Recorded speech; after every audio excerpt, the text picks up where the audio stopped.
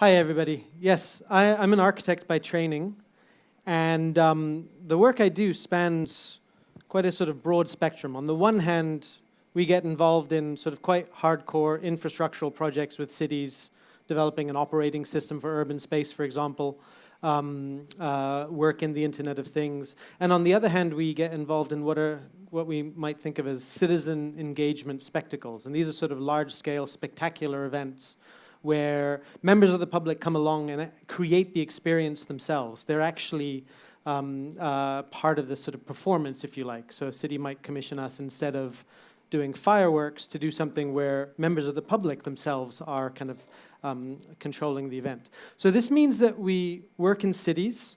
Essentially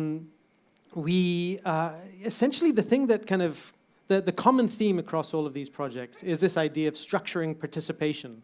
So as an architect, I'm not building kind of physical fabric. I'm kind of interested in the structures through which we collectively work together, make decisions together, and do stuff to create our cities. To explain this, to give you a sort of better sense of why this for me is architectural, I want to show this image here, which is from the book Boundary Layer Climates. Now, it's the same piglets in the same box, but on the right-hand side, the temperature has been increased by a few degrees. And so this small change in what you might think of as the software of space has dramatically affected the way the occupants relate to each other and the surrounding fabric. And this, for me, is what's most interesting about architecture, this kind of combination of software and hardware. Not just the walls and the roof and floor and doors and the kind of physical hard fabric, but everything in between, the sound, the light, the smell, the temperature, the electromagnetic fields, these kinds of social relationships that go together to form our experience of space. And if you think of architecture in that way, as this kind of operating system for space, if you like, then I think we can start to imagine that our cities are not about the buildings, not about the sort of, well, they're to a certain extent about the buildings, but they're not just about the buildings. They're about everything that happens in between.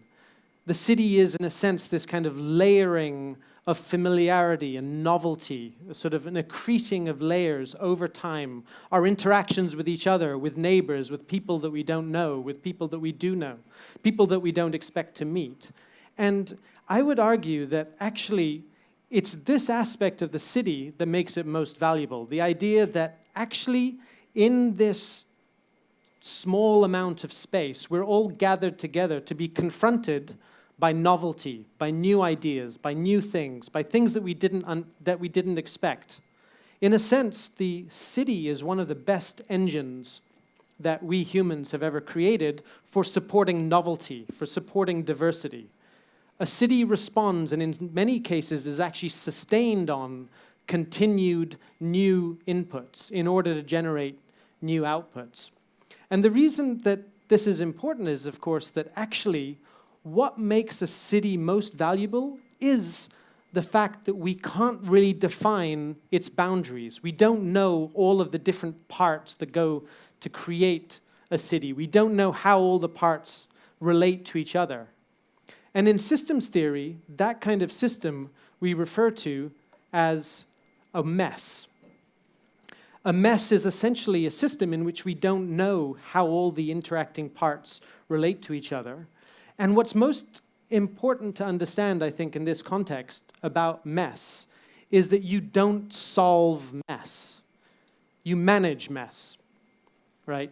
You don't get to a point at which suddenly everything is kind of ticked off and you've solved it and you can finish and move on to the next problem.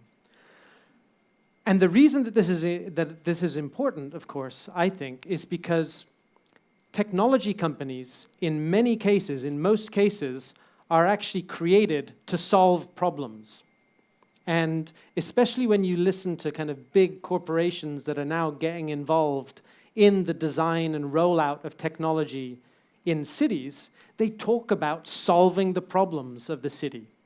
They talk about efficiency and optimization and security and predictability and automating systems. Essentially, these kinds of platforms or infrastructures that are proposed, usually by these big corporations, are there to iron out wrinkles. But I want to argue that it's the wrinkles that are the most valuable part of the city. It's the wrinkles in which you find the creativity and the diversity and the real valuable interconnectivity that's possible when you bring people together. And the reason that it's particularly worrying to me as an architect to hear language about, efficiency and optimizing and security and what have you, is that that language, those words, are exactly the same words that were used in the 1950s and in the 1960s to sell highways and high-rises. And we now understand that these phenomena had untold consequences. So high-rises, yes, managed to connect up remote, far-away locations. But, for example, in New York City, highways carved up communities. And they resulted in health effects that were not predicted, where if you live closer to a highway in New York City, you're much more likely to suffer from asthma. And you're much more likely to actually be a cost burden on the system because of that health consequence. And similarly with high-rises, we now understand that actually the dream of this sort of utopic society living in a single building actually, in many cases, results in a dystopic or very unwanted social situation. And what happens is that when we bring in these technologies with this kind of idea of optimization and predictability, et cetera, we tend to think of the efficiency being the end goal, and we ignore what are effectively some of the externalities that result in these kinds of systems. And so, for example, I would argue that part of the reason that many cities around the world are now looking for a kind of a smart city platform, if you like, is really so that the managers are able to say, I didn't make the decision, the algorithm did, right? It's this kind of tendency to abdicate responsibility to technologies. We sort of we tend to externalize this disenfranchisement. We tend to externalize the fact that actually when technologies start to make decisions on our behalf, we feel disempowered. And I want to show you a clip which will hopefully play, which you may have seen on the internet. This is a self-parking vehicle, of a demonstration of a Volvo, self-parking. And there's a crowd of people that are watching it.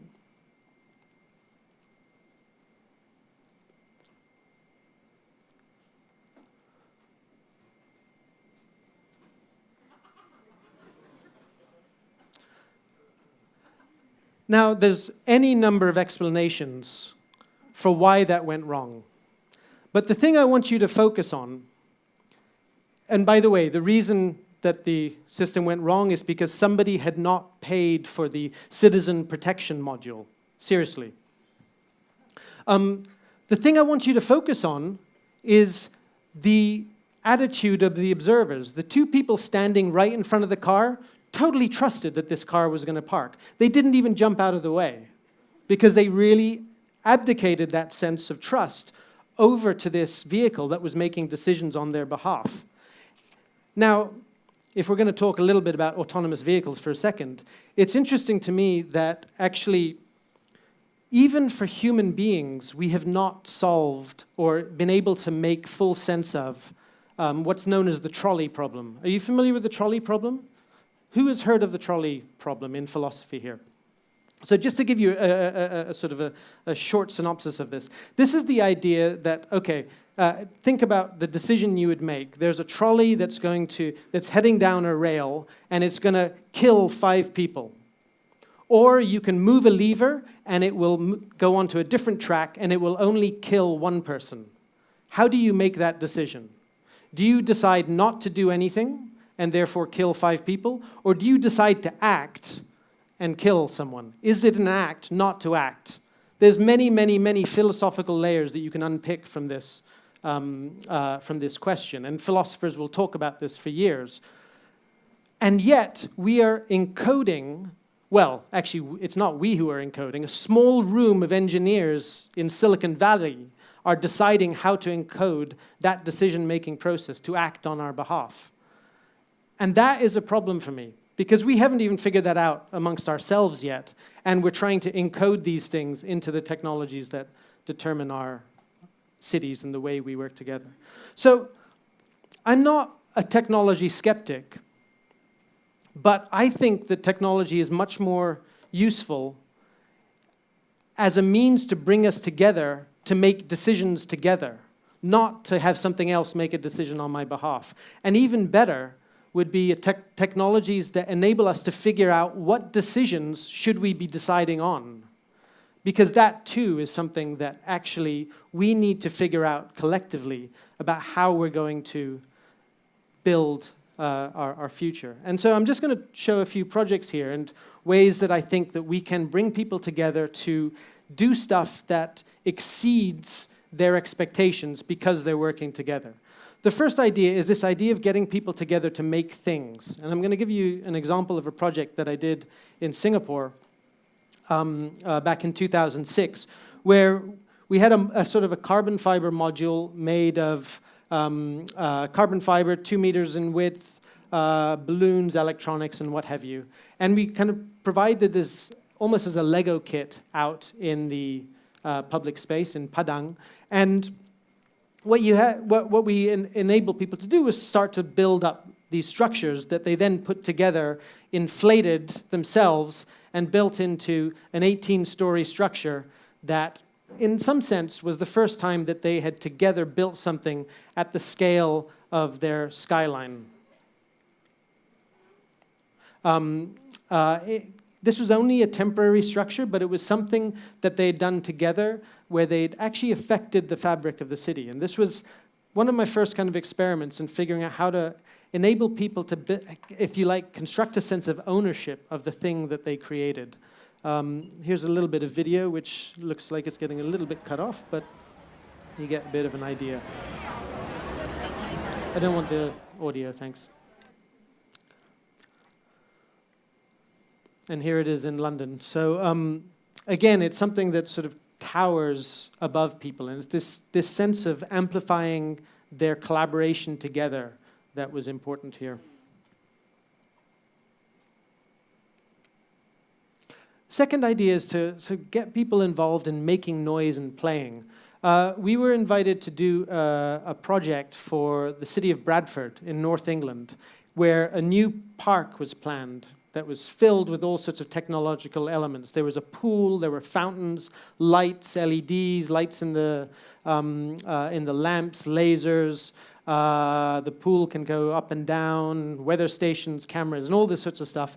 And essentially, what we were looking to do with this park, which was the new park, was build a kind of an operating system for configuring and managing all of these bits and pieces. Now, big corporations will sell quite large platforms in which they determine how all of this stuff is connected to each other. But we were interested here to actually spend most of the time actually building a system that could be configured by the people in the space, by the council, by invited artists, to reconfigure how the space responded to people, even people in the space in real time themselves. So we built this kind of operating system that we called Linguini that connected up all of the different platforms that were controlling all the little bits of technology, and we essentially opened up this operating system so that if you wanted, for example, to configure it so that the fountains respond to people moving, that would be possible. If you want to have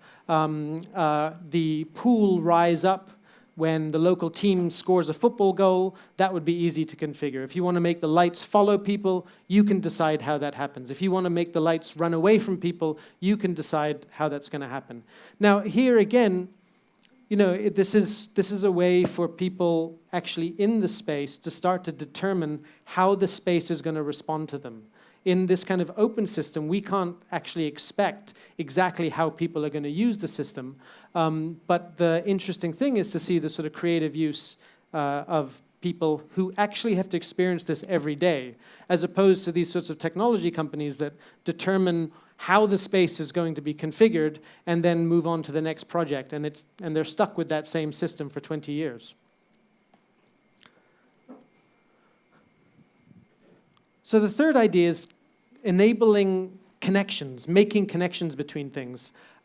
Several years ago, I founded one of the first Internet of Things platforms and communities. It was called Patch Bay, and it was essentially a kind of a data infrastructure for handling sensor data from everything from weather stations to air quality monitors, energy monitors, radiation sensors, et cetera, et cetera. And what was most interesting to me with that project was to see actually how people took on the system to create new projects. They created businesses, they created crowd sensing initiatives together.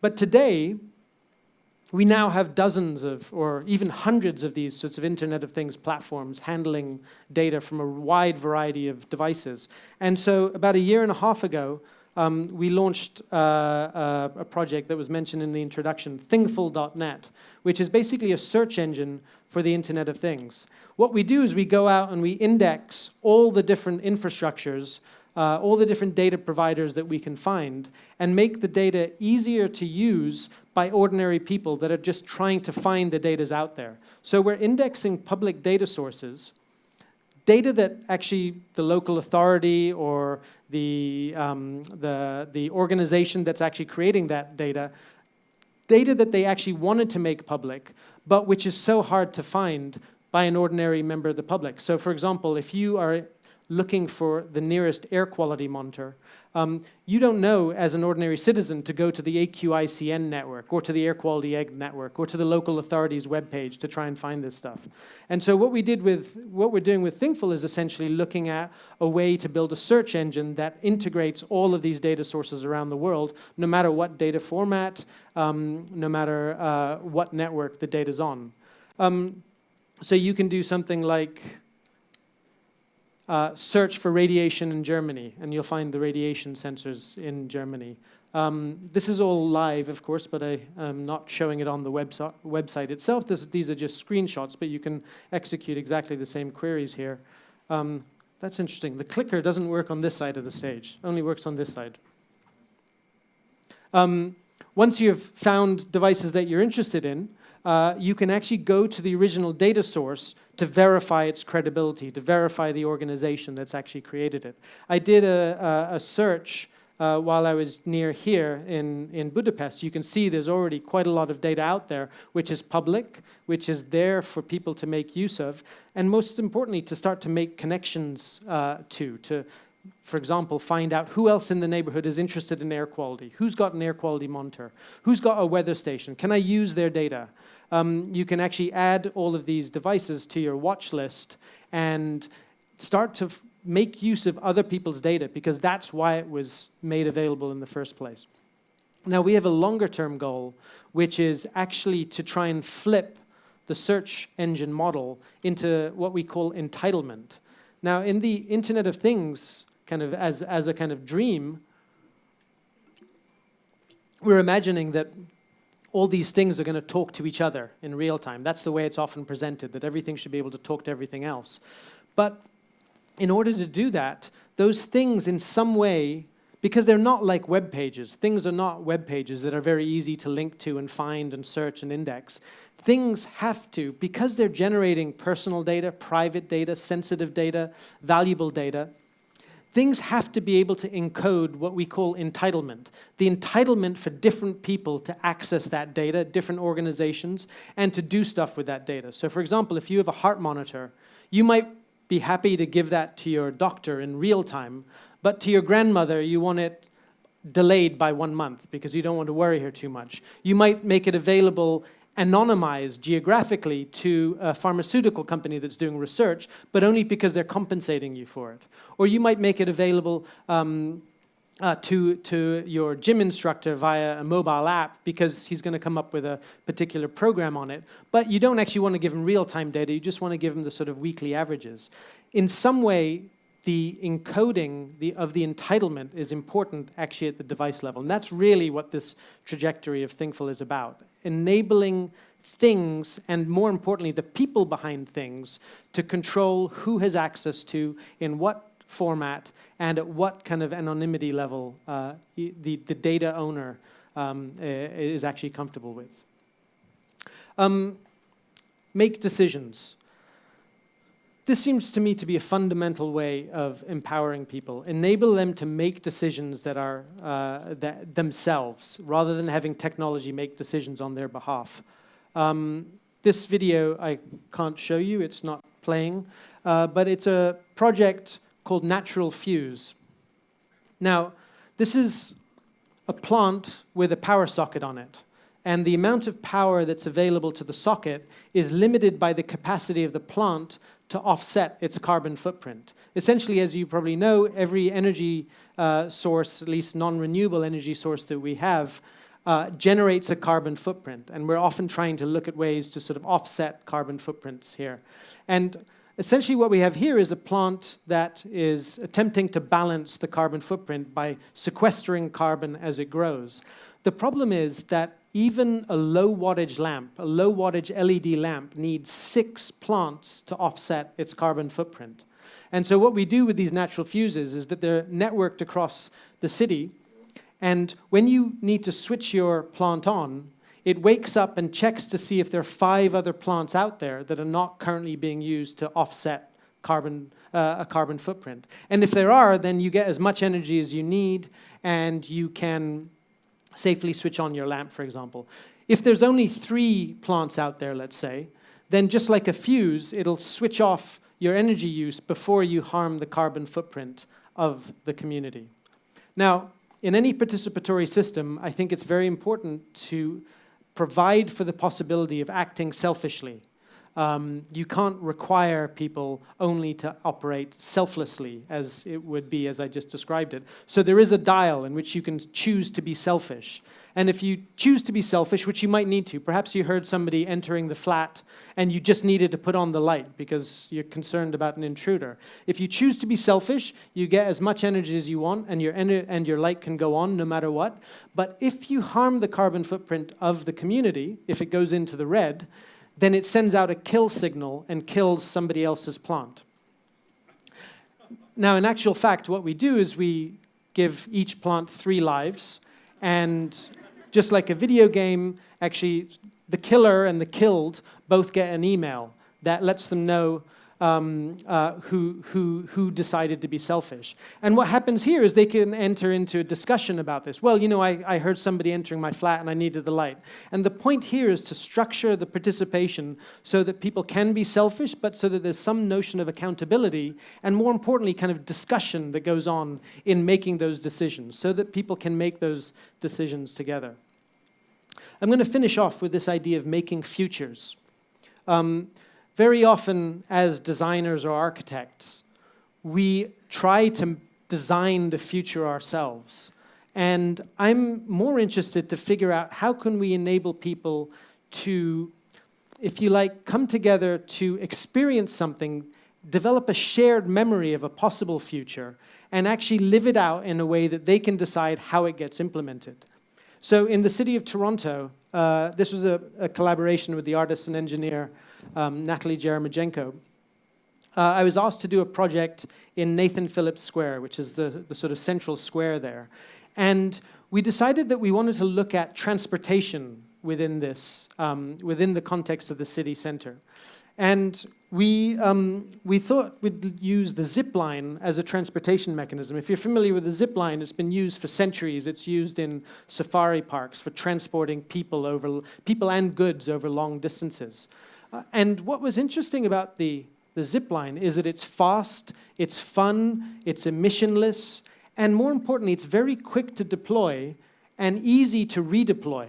And so the plan with this project is to involve people in making decisions about their transportation network, but where they can decide where the network goes, how they're going to actually fly with this system through the city, whether they're going to be going across a river, down a road, what they're going to actually connect up. And if they get it wrong, it's very easy to reroute the system so that it can effectively be an experimental approach to kind of prototyping in the city, but at full scale. And so what we did was actually, we took over this city center square, Nathan Phillips Square, and by looking at flight through the eyes of birds, if you like, we essentially had people going through a kind of a flight school. They learn about birds, they learn about flight, they learn about how different wings are better for perching on buildings, for jumping off of cliffs. And they can then go through a sort of a graduation ceremony where they practice flight.